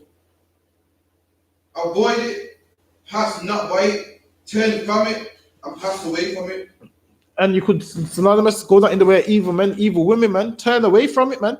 Because a lot of people nowadays have that one person that's their agony aunt. Your agony aunt telling you, oh, he treats you bad. There's a lot of other women, it's not their business, but they will phone your woman and be like, why is your man think he can have another wife? It's none of that. Listen, this woman is nobody's wife, and she's worrying about you and your business. She can't even get a husband, and she's worrying about your business. Those are the kind of people that you need to stay far away from, because they will ruin your relationship, man. Those bitter women will ruin your relationship. They will make you get rid of a good man. And then guess what happens? You're gonna go get with a man that's some drug dealer that's got other wives anyway. The same. You could have had a good man with multiple wives. Instead, you settle with an evil man with multiple wives. A man that beats you up. Now you're settling with a man that beats you up now. When you had a good man before that wasn't beating you up, that was loving you and taking care of you, man, that was correcting you. But obviously you don't got rid of him because you listened to your bitter friend who's single, miserable, and bitter. And guess what happens when she gets a man? She ain't going to come to you for advice. You can't tell her nothing. Go ahead. Can't. Avoid bite, pass not bite, turn from it, and pass away. For they sleep not, except they have done mischief. And listen, man, these bitter women you go into advice, they can't sleep, man, until they know that you've split up with you, man. They can't sleep, man, until they know that they've ruined your relationship. They can't sleep until they know that they've caused some mischief, man. They can't sleep until they know that they've lied to you and made you believe your man's garbage when really he ain't, man. He's, treats you decent. They can't sleep, man, unless they've caused some mischief. What verse you at? Anyone that? And their sleep is taken away unless they cause some to fall. And listen, man, they can't sleep unless they cause you to fall, man. They can't have a good night's sleep as long as you've got a husband and they ain't. They would rather all of you be single and bitter, and they want you to be with them so you all can go to Rococo, to the bar, sit down at the bar, try and get a man at the bar. That's what they want, man. That's what they want. They want all of that, man.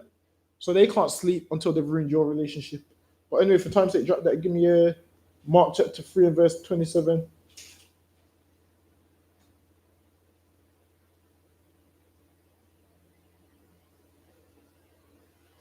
Mark 3 and 27.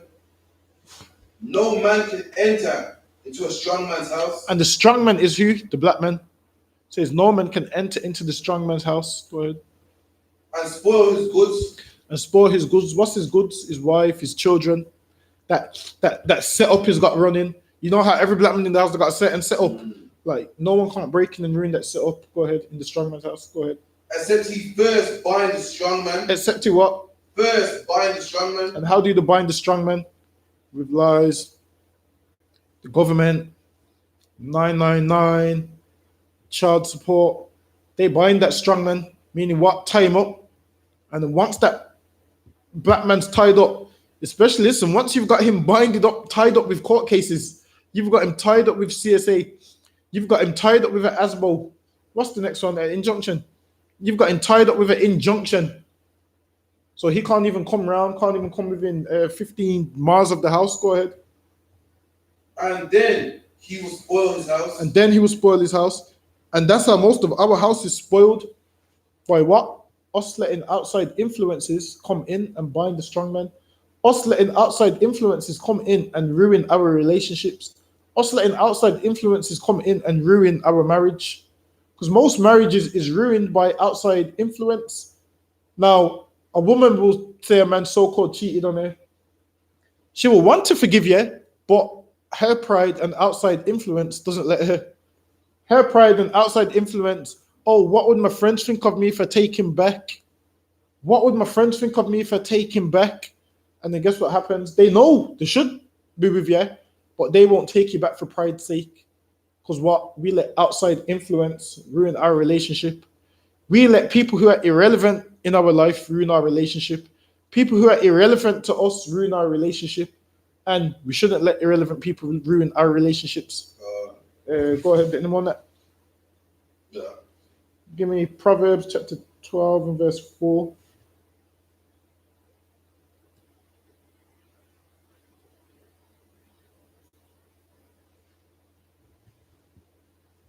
Proverbs 12 and 4. A virtuous woman is a crown to her husband. A what? A virtuous woman is a crown to her husband. A virtuous woman is what? Virtuous means what? A woman of multiple skills. Virtue, multiple skills. That's what virtuous means. People think virtuous means what? What do people think it means today? Nice smile, soft talk. Yeah, people think virtuous means she speaks well and she smells nice. That's not what virtuous means. Virtuous means what? Virtuous means a woman with multiple skills, like a woman that can do things, man. A woman that can get things done. That's what virtuous means. Go ahead. Is a crown to her husband. It's a crown to her husband, man. A crown to her husband. A woman with virtue is a crown to her husband, man. Her husband loves her and he sees that he's got a woman of value, man. She's like a crown to him. You know how precious a crown is? A woman with skills is like a crown to her husband, man. Meaning all them skills, all them things she can do, all them things she takes care of. This man looks at this bro like, yo, I'm glad I got this one. He might not tell you, but you know them ones where you appreciate your woman, but you don't tell her. You appreciate your woman, but you don't tell her every second just in case it might get to her head a little too much. But you tell her every once in a while. Get me? You come down there. Listen, every morning I'm late for my slavery. Come downstairs, my oats porridge is ready. I'm like, I'm thinking about, yo, this woman's a crown to her husband. Obviously, I don't tell her. But obviously, I'm thinking about this woman's a crown to her husband. But yeah, go ahead. Go ahead. But she that maketh ashamed is a rottenness in his bones. But he that maketh ashamed, man. You women that shame your husband, throw his clothes out, air his dirty laundry on the internet, talk bad about him all on the internet, shout, fight, argue, scream. You're rottenness in his bones, man. You're going to be the death of him, man. You're going to be the reason why he dies young, man, 10 years before he's supposed to die. You're the reason why he's losing weight. You're the reason why his ribs is showing through his skin, man. Because you're a rottenness in his bones, man. You're a problem, and you don't know that you're a problem. You think this is how things are supposed to be. Because you saw your mom do it to your father. You saw your mom abuse your father. So now you want to abuse every man you get with. Nah, man, you're a rottenness in his bones, man. When you're supposed to be a crown to a man's supposed to want to spend time with you. He's supposed to want to do things with you and take you out and so forth. But he don't, because you're a rottenness in his bones, and you kick off and you argue and you scream and you fight. And every time he's around you, you get an earache and you want to put your fingers in his face. I mean, why else do you think he turns his phone off? Why else do you think he sees you ringing and you don't answer it? Because he thinks it's another argument. He thinks it's another screaming match. He just wants to come home and have some peace, but you just want to fight and argue. You're a rottenness in his bones, man. Is there anyone that? No. Give me a...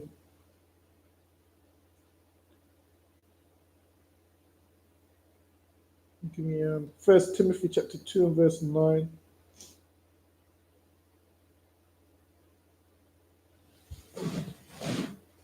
First Timothy 2 and 9. In like manner also, that women adorn themselves in modest apparel. Let them what? Adorn themselves in modest apparel. And that's the first thing, man. Before you even get a woman, you need to see how she dresses. Does she dress in modest apparel? That's key, man. Because if she don't dress in modest apparel, what's going to happen? She's going to have battery riders on every single barbecue, man. You know all them barbecues that come around in the summer? You see all them flyers? She's going to be at all them barbecues, man. Them Hockley barbecues, the barbecue by Six Ways. She's going to be at all them barbecues in a skimpy outfit, man. Go ahead. With shamefacedness and sobriety. With shamefacedness and sobriety, man. She ain't all up in men's face. She ain't all up in men's face, being loud and so forth. Go ahead. Not with broidered hair or gold or pearls or costly array. Now, does this mean you can't have these things? You can have these things, but it's saying don't be known for these things. Don't be known for what? Braided hair, your nails, your eyebrows, your behind. Most women is known for what? Their breast and their behind. That's what most women is known for. Paul's saying don't be known for that, man. Don't be known for that. Go ahead. But which becometh women professing godliness. But be known for women that's professing godliness. And what's a woman that's professing godliness? A woman that's not a whore. A woman that's not half naked. A woman that ain't at every barbecue. A woman that ain't in every black man's face. A woman that ain't talking about, oh yeah, that you see that guy there, he's my best friend. Listen, what kind of nonsense is that, man? You've got a man and you're telling me this next man's your best friend. You've got a man and the next man's your best friend. No. Listen, none of that. Imagine this. I'm your man and you're telling me a next man's your best friend. You're hanging out with your best friend, that's a man. You're going around to this man's house. No, none of that. I don't know who you think you're playing, but I don't play that. It's lucky about this man's your best friend. If I meet a woman and she tells me, yeah, she's got a male best friend, I'll just say, all right, shalom. It's best you two be together. I'll say it's best you two be together. He's your best friend. I'm an idiot. I must be an idiot, and I must be stupid, and you must think I'm a Christian boy, and where you can pull the wool over my eyes. So you mean to say I'm meant to phone you at 10 o'clock at night? And, I'm just with my best friend. I'm just with my, nah. He's gonna bring, I couldn't do it. Nah. Listen, you ain't playing that with me, so lucky. You might get away with that nonsense with someone else, but you ain't getting away with that nonsense with me, so lucky. I ain't playing it. He's my best friend. He's just a friend. What? Can't a woman have male? If you with me, no. No. Can't a woman have male? No. I'll tell you straight up, no. You want male friends? You got me. Why? I mean, you got a husband. Why else do you need all these other men? Can't a woman have? No. In this society, a woman's allowed to have a man and best friends, but with me, no. You're just hanging out with such and such. You're just going for drinks with such and such. So hold on.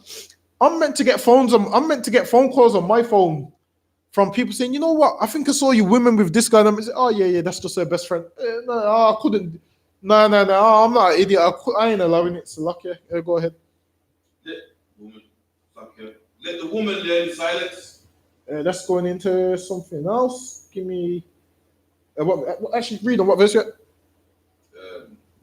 11. Go ahead. Let the woman learn in silence with all subjection. Let the woman learn in silence with all subjection. Go ahead. For I suffer not a woman to teach. And this is going into I suffer not a woman to teach. Like a woman shouldn't be trying to break down these scriptures, man. A woman shouldn't be trying to break down these scriptures to a man. Go ahead. Nor usurp authority over the man. Nor what? Usurp authority over the man. Nor to usurp authority over the man. Usurp authority means what? To take authority that wasn't given to her. The authority wasn't given to her from God that she should rule over a man. God hasn't gave her that authority. Your pastor, he's gave her that authority. 2019 has gave her that authority. Great Britain has gave her that authority. The government has gave her that authority. Boris Johnson has gave her the authority. But God, the creator of heaven and earth, hasn't gave her the authority. She ain't supposed to be trying to usurp authority over a man. Go ahead. But to be in silence, for Adam was first formed, then Eve. For Adam was first formed, then Eve. And Adam was not deceived, but the woman. Adam was not deceived, but the woman. Going back to when what? Eve went and listened to the serpent. Eve went and listened to the serpent. And that is where women having best friends gets you. That's where having a male best friend and having a husband and being friends with other men, that's where it gets you, man. You end up doing what? Doing the wrong thing, going against your husband, man. And that's why the Bible's so strict on it, that what? You go to your husband, you speak to your husband, you find out what your husband requires, you find out what your husband wants you to do. Because if Eve had listened to Adam, she would have went to her husband first and said, you know what? There's some man telling me this looks good to the eyes and blah, blah, blah, blah. She didn't do that. She tried to usurp, or she took authority that wasn't given her. She went and listened to another man, and guess what happened? Ended up what? Bringing it back to Adam, then they both fell. And this is why you need to take control of your woman, man. This is why you need to take control of your woman. This is why you can't let your woman bring you some garbage, man. You tell her, listen, I'm the head of this house, and they ain't gonna run in here, man. You tell her they ain't gonna run in here, man. I'm telling you. You tell her that ain't gonna run in here. You tell her what is gonna run in here is what I'm saying. You tell her you ain't bringing me no nonsense from another man and expect him. No, that ain't gonna work. Yeah, go ahead. Notwithstanding, she shall be saved in childbearing if they continue in faith and charity. And there she's saved in childbearing, man. Meaning what? Women go through pain when they give birth, man. Childbearing. Give me for time's sake, give me, where are we at? Give me, no, that's too long to read actually. Give me 1 Peter 3:1. Actually, no, drop that for time's sake. Give me 1 Corinthians chapter 7 and 28.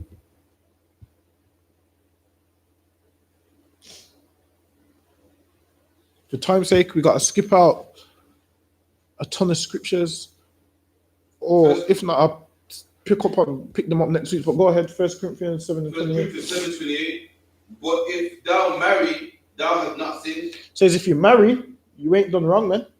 Because getting married is a good thing. Go ahead. And a virgin married, she hath not sinned. And if you get married, it's not a sin, man. Go ahead. Nevertheless, which shall have trouble in the flesh. Which shall what? Have trouble in the flesh. So Paul's saying if you do get married, you are going to have trouble in the flesh. Meaning what? There's going to be times when you have problems. There's going to be time when you have arguments. I mean, you're going to have disagreements. There's going to be times when these things come. There's going to be times when these things come where he's going to be like, I can't stand this. She's going to be like, I can't stand him. You're going to have those things, man. You're going to go through those things. What you need to understand is we humans, we're not saying bam, everything must be perfect and no arguments and no this and that. You're going to have arguments, man. You're going to have disagreements. Your rib's going to do some things that you don't like. You're going to do some things that you don't like. You're going to have these things, man. Problems is going to come. That's what Paul's basically saying. Go ahead. But I spare you. But this I say, brethren, the time is short. It remaineth that both they that have wives be as though they had none. But Paul's saying, for this truth, even though you got wives, you have to be as you don't have one, meaning what? This truth has to come first, man. Because what happens when you get a wife? What happens?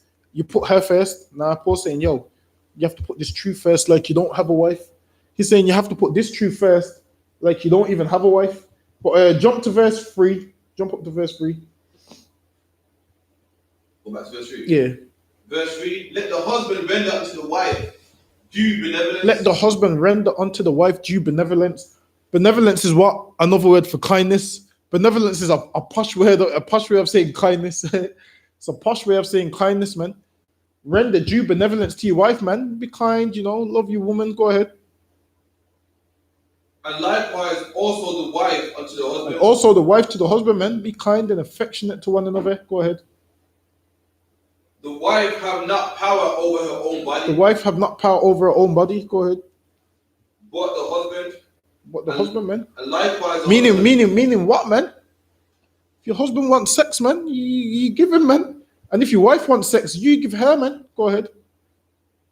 But the husband, and likewise also the husband have not power over his own body, but the wife. Defraud ye not one another. Defraud ye not one another, man. Listen, your woman wants some loving, man. Let her take it, man. You want some loving, she should let you take it, man. Sex what? Nourishes the marriage, man. Your woman can go from disliking you to screaming your name like what's her name from Baby Boy? Where she's like, I love you, Jodie. I love you, Jodie. What's that? Like that, man. Go ahead. It can go. Listen, it can change just like that, man. It nourishes the marriage. Go ahead. Acceptably with consent. Acceptably with consent, man. Meaning what? You both agree. Go ahead. For a time. That's it. Give me Hebrews 13 and 4. We'll close out with this one.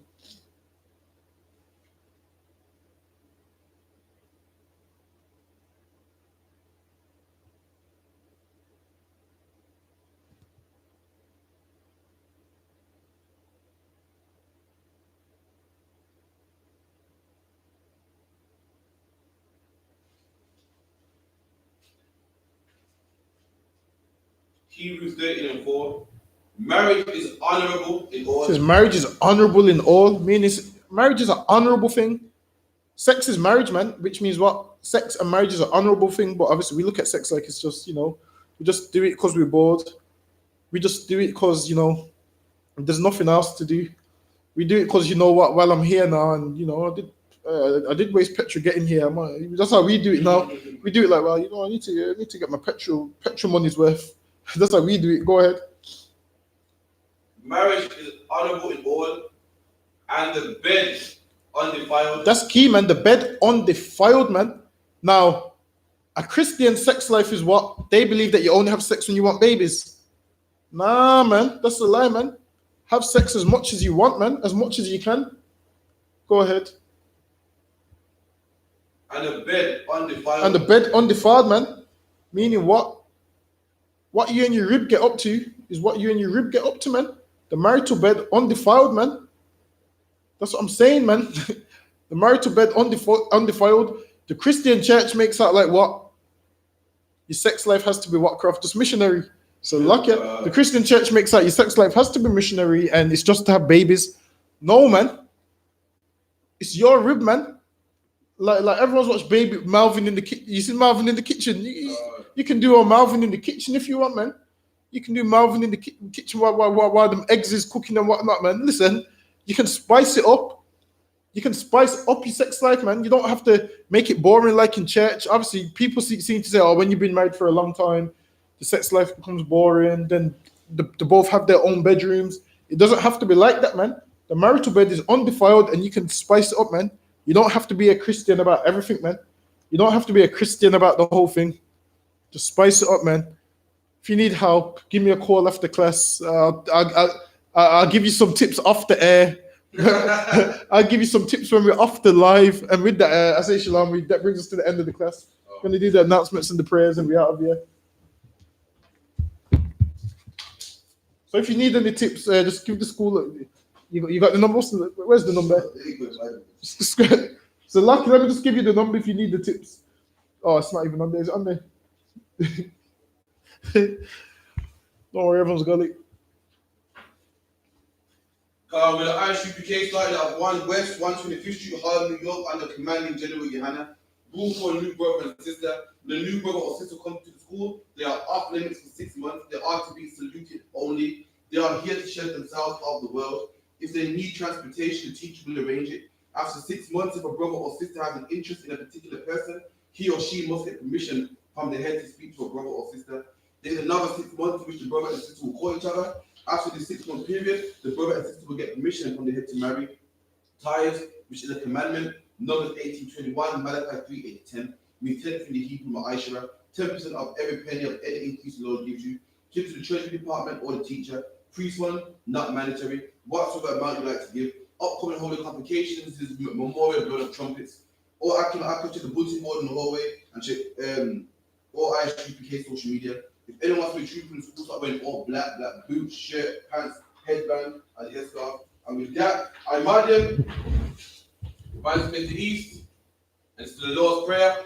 Abanawa, Shabbat Shemayim, Kodash, Hayah, Shankar, Yahawah, Malakafah, Taba'ah, Ratazaka, Hayah, Aisha, Boa Ratazak, Kawab, Hayah, Boa Shemayim, Nafananawa, Lakam, Ka, Yawam, Wasalakanawa, Kabawakanawa, Kasalakanawa, Kabawakanawa, Wala'ah, Tabayainawa, Wanasayawan, Abo, Hawashainawa, Mayan, Right, Kaya, Laka, Hamalakwa, Wa'alam, Wahafapara, our Father, art in heaven, hallowed be thy name, thy kingdom come, thy will be done, in earth, as it is in heaven, give us this day, our daily bread, give us our debts, and forgive us our debt, and we forgive our debtors, and lead us not into temptation, but deliver us from evil, for thine is the kingdom, and the power, and the glory, forever, so be it. That was one teacher, Ben of Israel. Aman Shabbat, Aman Barak, Yahweh Hashem, Yahweh Shabbat, Yahweh Hashem, Yahweh Shabbat, Yahweh Shabbat, and class dismissed.